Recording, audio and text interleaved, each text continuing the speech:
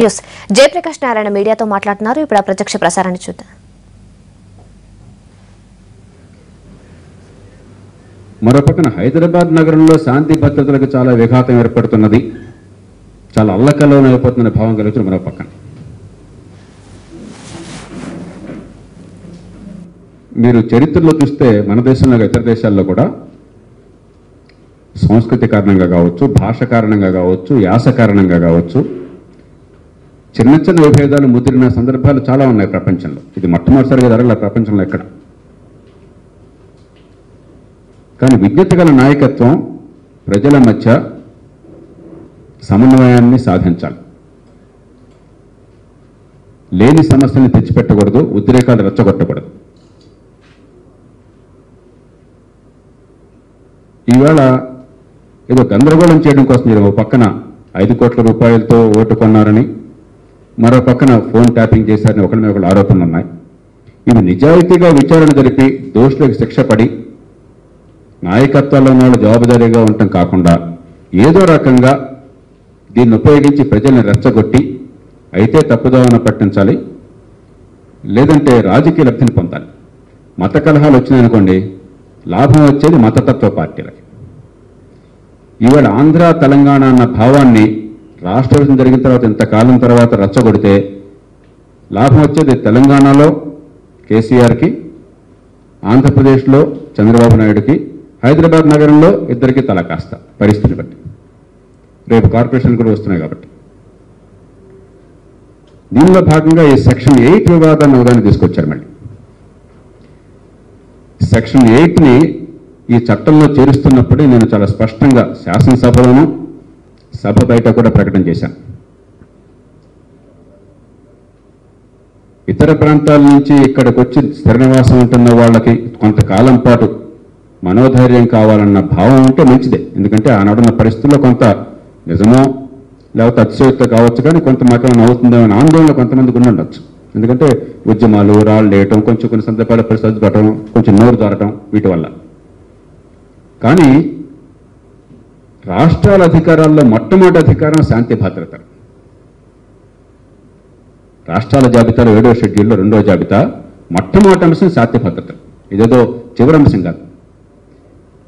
కాబట్టి దానిలో గవర్నర్ పాత్ర, కేంద్రం నియమించినటువంటి అధికారుల పాత్ర ఉండాలి. అంటే రాజ్యాంగ సవరణ అవసరం కావచ్చు, రాజ్యాంగం సవరణ చేయని అందరూ ఒప్పుకుంటున్నారు. కాబట్టి బీబీమీ ఇద్దరు కావాలని చెప్పంటే కాదనే వాళ్ళు ఎవరు మధ్యలో కాజీ అది చేయండి అని చెప్పంటే చాలా హడావుడిగా రాజకీయ లబ్ధిని ఆశించి ఏదో రేపు ఎన్నికల్లో ఏదో తీసుకొచ్చేస్తే మేము ఓడగొడుస్తామన్నటువంటి భ్రమతో, ప్రజల సంక్షేమంతో ఏమాత్రం నిమిత్తం లేకుండా ఆనాడు కాంగ్రెస్ పార్టీ ఇవన్నీ కూడా ముందుగా ఆలోచన లేకుండా, సరైన ఏర్పాట్లు చేయకుండా గబగబా ఏదో చేసి పారేసాం, తామూరు చేసాం, తన్నుకుచామని అన్నారు.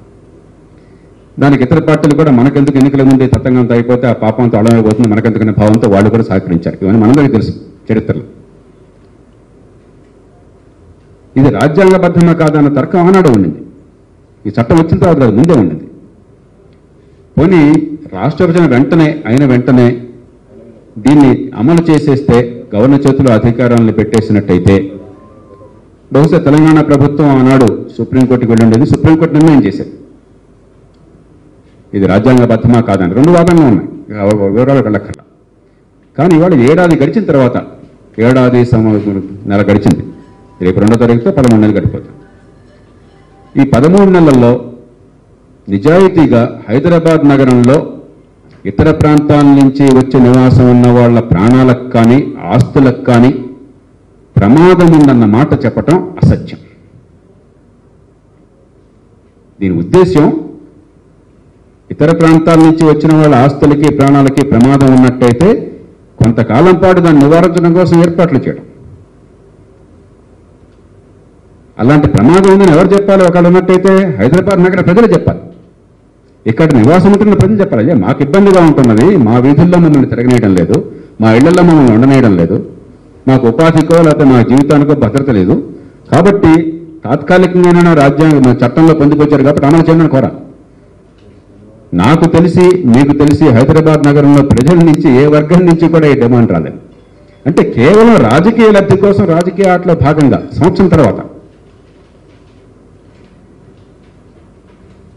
ఇది నిజంగా ప్రజల కోసం అయితే దాని తీరు ఇంకో రకంగా ఉండేది. ప్రజల కోసం కాదు. రేపు పొద్దున మళ్ళీ తెలంగాణ ప్రాంతంలో తెలంగాణ ప్రాంతం వారు ఆంధ్ర ప్రాంతం వారు అని చిచ్చు పెట్టి మళ్ళీ ఉద్యమాలు వచ్చి హింస చెలరేగి అభద్రత వస్తే వీళ్ళకి అభ్యంతరం లేదు. వాళ్ళకి కావాల్సింది అదే. మన చర్యల వల్ల మాటల వల్ల ఏమన్నా ఈ అభద్రత పెరుగుతుందేమో తగ్గించాలన్న కోరిక లేదు. వీళ్ళు ఏదో ఎంతగా చిచ్చు పెడితే అంతగా రాజకీయంగా లబ్ధి వస్తుంది. జనం అంతా కూడా పోలరైజ్ అయిపోయి తెలంగాణ పేరుతో కేసీఆర్కి, ఆంధ్ర పేరుతో చంద్రబాబుకు ఓటేస్తారన్నటువంటి ఈ భ్రమతో, ఈ ఆలోచనతో ఈ తతంగం జరుగుతుంది.